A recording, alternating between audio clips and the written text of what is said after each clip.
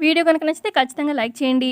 హాల్లో మనీషా, దేవయాని, జయదేవ్, మిత్ర, లక్ష్మి, జాను ఉంటారు. ఇక అప్పుడు జయదేవ్ చెప్తూ ఉంటారు దేవయానికి, అమ్మ దేవయాని, మన కంపెనీకి ఎండీగా వివేక్ని చేయబోతున్నాము.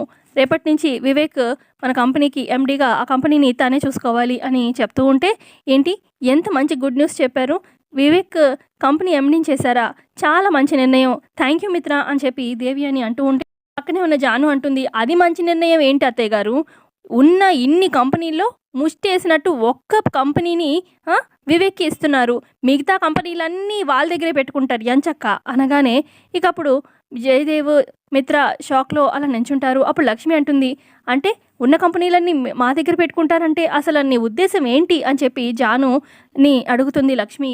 ముందు ఆస్తి పంపకాలు చేయండి అని చెప్పి జాను అండంతో ఇక ఆ మాటకి ఇక దేవ్యాని భలే అడిగిందిగా నా కోడలు అన్నట్టుగా ఎక్స్ప్రెషన్ ఇస్తూ ఉంటుంది. ఇక ఇదంతా కూడా ప్లాన్ మన మనీషాదే. ఇక మరి లక్ష్మి, మిత్ర, జయదేవ్ ఏం చేయబోతున్నారు, ఎలా సాల్వ్ చేయబోతున్నారు అనేది ఇక మీ ఎపిసోడ్లో తెలుసుకుందాము. వీడియో నచ్చితే లైక్ చేయండి.